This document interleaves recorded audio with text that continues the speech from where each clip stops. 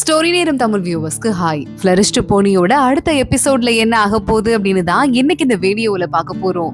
வெய்ஃபா song ரெண்டு பேரும் last எபிசோட்ல அரண்மனைக்கு போயிருந்தாங்க. இப்போ அதனால அவங்க ரெண்டு பேரும் அங்கே ஒன்னா தூங்கிட்டு இருக்காங்க. ரெண்டு பேருக்கும் தூக்கம் வரல, புரண்டு படுத்துட்டு இருக்காங்க.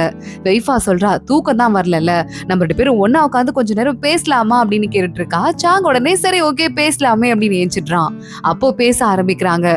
ஆமா, உங்க போஸ்டுக்கு இப்ப நிறைய கெட்ட பேர் இருக்கு, எல்லாரும் உங்களை அப்படி மோசமா பேசிட்டு இருக்காங்க, அதையே நீங்க ஸ்டார்ட் பண்ணீங்க அப்படின்னு கேட்க ஆரம்பிக்க அது ஸ்டார்டிங்ல அப்படியே ஆயிடுச்சு. அப்பதான் என்னோட பேரு வெளியே வந்து பெருசா தெரியாது, எல்லாரும் என்ன வந்து ஒரு ஊழல் பண்ற ஒரு நார்மலான ஒரு அதிகாரி நினைச்சுப்பாங்க அப்படின்னு சொல்லிட்டு இருந்துட்டேன். ஆனா இப்ப அதை நினைக்கும் போது எனக்கு கவலையா இருக்கு, என்னால உனக்கு ஏதாவது ஆபத்து வந்துருமோன்னு. எப்போ இங்க பிரச்சனை பெருசாகுதோ நான் அப்ப உன்னை கூட்டிட்டு போயிட்டு பத்திரமா இந்த ஊர்ல இருந்து வேற ஏதாவது ஊர்ல பாதுகாப்பா விட்டுடுறேன், என்னால உனக்கு ஒன்னும் ஆயிடக்கூடாது அப்படின்னு சொல்ல வெய்ஃபா பாக்குறா. அது என்ன, இப்பதான் நம்ம ஃப்ரெண்ட்ஸ் ஆயிட்டோம்ல, ஏன் நான் வந்து ரெண்டு பேரும் ஒன்னா வந்து சண்டை போடக்கூடாதா அப்படின்னு கேட்டுட்டு இருக்கா. சாங்கானா வாயே திறக்க மாட்டேங்கிறான். வெய்ஃபா சரி ஓகே, தோட்டத்துல நிறைய வந்துட்டு பூலாம் இருக்கு, அதை நான் பார்க்க போறேன்னு சொல்ல சாங்கு பாக்குறான். இப்ப நம்ம அரண்மனையில இருக்கோம், அப்படிலாம் நம்ம இஷ்டத்துக்கு எங்கேயும் போக முடியாது, ஆனா நம்ம காலைல கொண்டு வந்த பூவெல்லாம் பக்கத்து ரூம்ல தான் வச்சிருக்காங்க, வேணும்னா அங்க போலாம் அப்படின்னு சொல்ல வெய்ஃபா அங்க இருந்து நைட்டு யாருக்கும் தெரியாம கிளம்பி வந்துடுறா. அந்த பூவெல்லாம் பாத்துட்டு இருக்கா. இயற்கையை மீறி நம்ம அந்த பூவெல்லாம் வளர வைக்கணும்னு ட்ரை பண்ணலாம், ஆனா இங்க கதகதப்பு இருக்கிற வரைய மட்டும் தான் அந்த பூவை நம்மளால காப்பாற்ற முடியும், நம்ம ஃபோர்ஸ் பண்ணி இதை கொண்டு வந்திருக்கோம் புரியுதா அப்படின்னு கேட்க சாங் அமைதியா பாத்துட்டு இருக்கான். ஆனா என்கிட்ட ஒயின் இருக்கு, ஃபோர்ஸ் பண்ணாமலே எடுத்துட்டு வந்துட்டேன் அப்படின்னு சொல்றான். வெய்ஃபா சிரிக்க ஆரம்பிக்கிறா. ரெண்டு பேரும் நல்லா சேர்ந்து ஒயின் குடிக்க ஆரம்பிக்கிறாங்க. பூக்கு நடுவுல உட்காந்துட்டே நல்ல வெய்ஃபாக்கு போதை ஏறிடுது. இந்த ஜங்கே காலி அவர் வரைய அவ பாட்டு குடிச்சிட்டு இருக்கா. சாங்க பாக்குறான். போதும் நிறுத்து அப்படின்னு சொல்றான். இல்ல எனக்கு இன்னும் வந்து தெளிவாதான் இருக்கேன், நான் இன்னும் கொஞ்சம் குடிப்பேன் அப்படின்னு வெய்ஃபா சொல்றா. அப்படியே தலை சுத்தி போயிட்டு சாங்க மேலேயே பொத்துன்னு விழுந்துடுறா. சாங் அமைதியா பாத்துட்டு இருக்கான். எனக்கு ராஜா எனக்கு கிஃப்ட் கொடுத்தாருல அந்த லெட்டர், அது ஒரு நல்ல நாளா பார்த்து நேரா கொண்டு போய் எங்க தோட்டத்துல அலங்காரத்துக்கு வச்சிடணும், அங்க வர அத்தனை கெஸ்ட்டுங்களும் இதை பாக்கணும்னு சொல்ல சாங்க சிரிக்க ஆரம்பிக்கிறான். வெய்ஃபா சொல்றா, அப்புறம் நான் இன்னொரு விஷயம் சொல்லவா, எனக்கு உனக்கு ரொம்ப பிடிச்சிருக்கு அப்படின்னு நல்ல போதையிலேயே சொல்லிடுறா. சாங் அதை கேட்டு ஒரு மாதிரி இமோஷனல் ஆயிடுறான். அமைதியா இருந்துட்டு இருக்கான், எதை பத்தியும் எதுவும் சொல்லாம இருந்துட்டு இருக்கான். அடுத்த நாள் காலை ஆகுது. வெய்ஃபாவும் சாங்கும் உங்க வீட்டுக்கிட்ட வண்டியில வந்து இறங்கிட்டு இருக்காங்க. பார்த்தா அந்த இடத்துக்கு ஷூச்சி இருக்கால, அவ வரா. சாங் அப்படின்னு கூப்பிட்டுட்டே வரா. வெய்ஃபா வேகமா ஷூச்சி கிட்ட ஓடி வந்துட்டு, எங்க ராஜாவை பாக்கிறதுக்கு வந்திருக்கீங்களா அப்படின்னு கேட்க, ஆமா என்னால வந்து விருந்துக்கு அட்டன் பண்ண முடியல, அதனால ராஜாவையும் ராணியையும் பார்க்கலான்னு வந்தேன். சாங்க ஒன்ட்டு கூட நான் ஒரு முக்கியமான விஷயம் பேசணும்னு சொல்ல வெய்ஃபா பாக்குறா. அப்ப நீங்க ஷூச்சியோட வண்டியில கிளம்பிருங்க, நான் உங்க வண்டியில கிளம்பிடுறேன் அப்படின்னு சொல்ல சாங்க நேராப்ல போய் வண்டியில ஏத்தி விட்டுட்டு மேடம் வந்து வீட்டுல இறக்கி விட்டுட்டு அப்புறம் வந்து என்ன பிக்கப் பண்ணிக்கோங்கன்னு சொல்ல வண்டிக்காரங்களும் அங்க இருந்து கிளம்புறாங்க. ஷூச்சி பாக்குறா, நீ எப்பதான் வெய்ஃபா கிட்ட உன் மனசுல இருக்கிறத ப்ரொபோஸ் பண்ண போற அப்படின்னு கேட்க, இந்த விளக்கு திருப்பில வருது இல்ல அப்ப ப்ரொபோஸ் பண்ண போற அப்படின்னு சொல்ல ஷூச்சி ஹாப்பி ஆயிடுறா. என்னடா சூப்பர், நானும் உனக்கு ஹெல்ப் பண்றேன் அப்படின்னு பேசிட்டு இருக்கா. இங்க நம்ம வெய்ஃபா பூவோட சேர்ந்து அவரோட தோட்டத்துக்குள்ள நுழைய பார்க்க அதுக்குள்ள அங்க எல்லா கெஸ்ட்டுங்களும் முன்னாடியே வந்துடுறாங்க. இப்ப அவளுக்கு புது பதவி வந்திருக்கு, ராஜாட்ட கிஃப்ட் வேற வாங்கிட்டு வந்துட்டால, அத்தனை பேரும் அவளை பாராட்ட ஆரம்பிக்கிறாங்க. வெய்ஃபா நீங்க எல்லாருமே அதுக்கு காரணம் தான் அப்படின்னு சிரிச்சுட்டே நேரா உள்ள போக பார்த்தா சூச்சுவோட அப்பா இருக்காரு.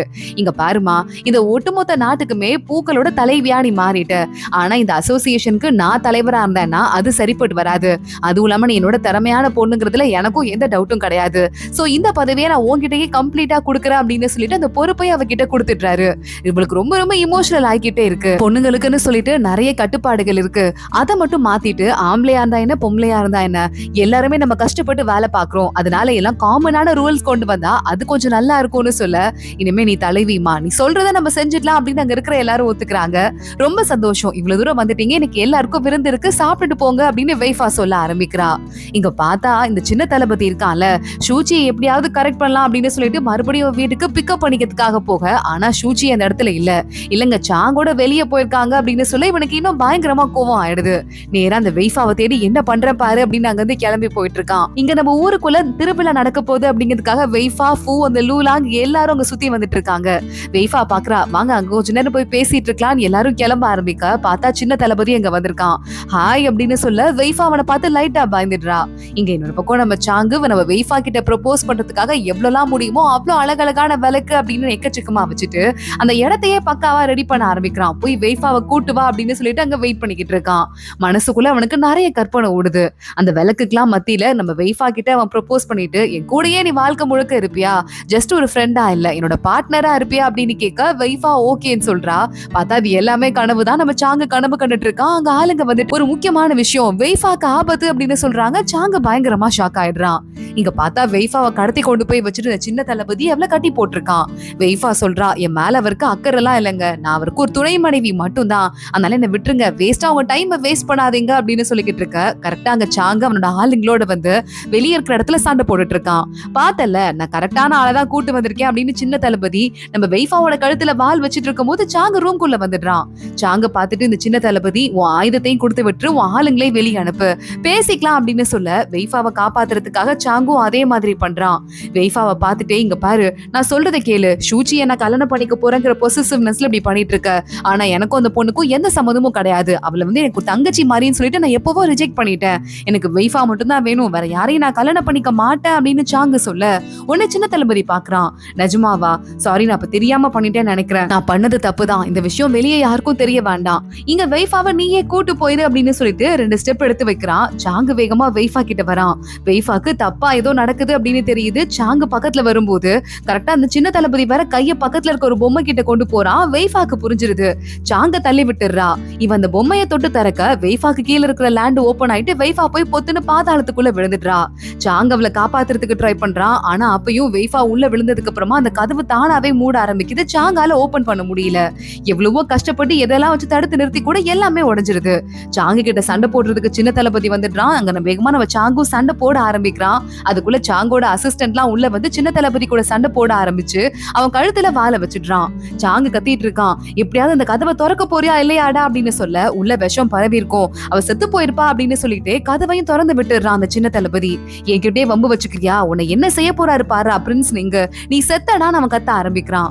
சாங்கு வேகமா ஒரு வழியா வெய்ஃபா அந்த கதவை திறந்து உள்ள காப்பாத்திட்டு வந்துட்டாலும் நல்ல வாயிலிருந்து ரத்தமா கொட்டுது. மயக்கத்துல இருக்கா அவ பொழைக்க மாட்டா, விஷம் உள்ள இறங்கிருச்சுன்னு சொல்ல மாத்து மருந்த கொடுன்னு சாங்கு கத்த ஆரம்பிக்கிறான்.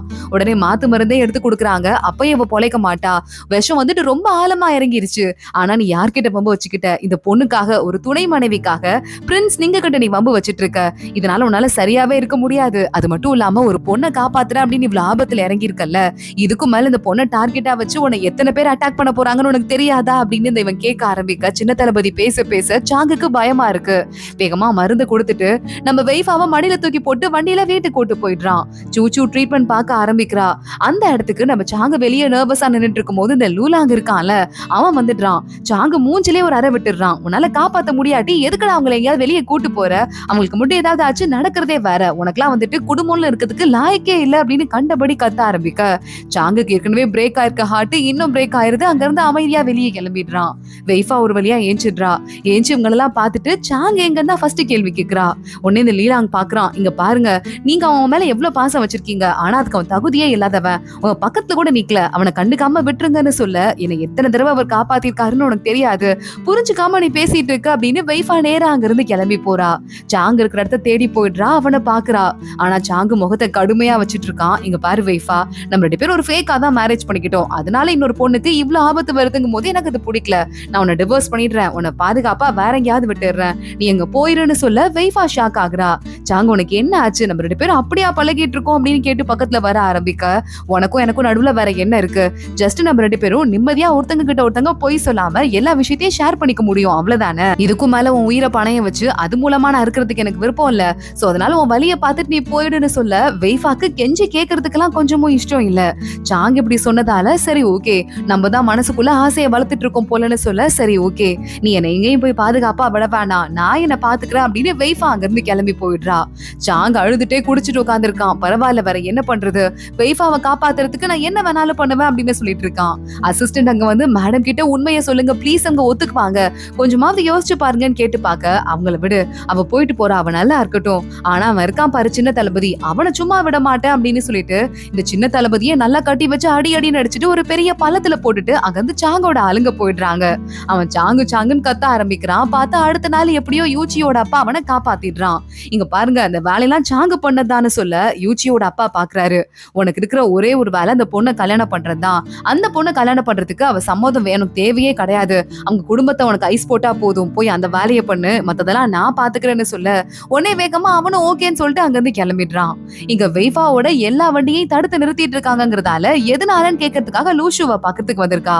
இந்த டோக்கன் எடுத்துட்டு போ, யாரும் தடுத்து நிறுத்த மாட்டாங்க, எடுத்துக்கோ அப்படின்னு சொல்ல வெய்ஃபா அந்த டோக்கன் எடுக்கிறதுக்காக பக்கத்துல வரா. ஆனா லூஷு அவ கைய பிடிக்கிறான். என்ன பண்ற அப்படின்னு இவ கைய உதறி விட ஆரம்பிக்க, உன் கூட கூட ஒரு நிமிஷம் கூட இருக்க கூடாதா? என்னை ஏன் இந்த அளவுக்கு அவாய்ட் பண்ற அப்படின்னு கேட்க ஆரம்பிக்க, உனக்கெல்லாம் அறிவே இல்லையா?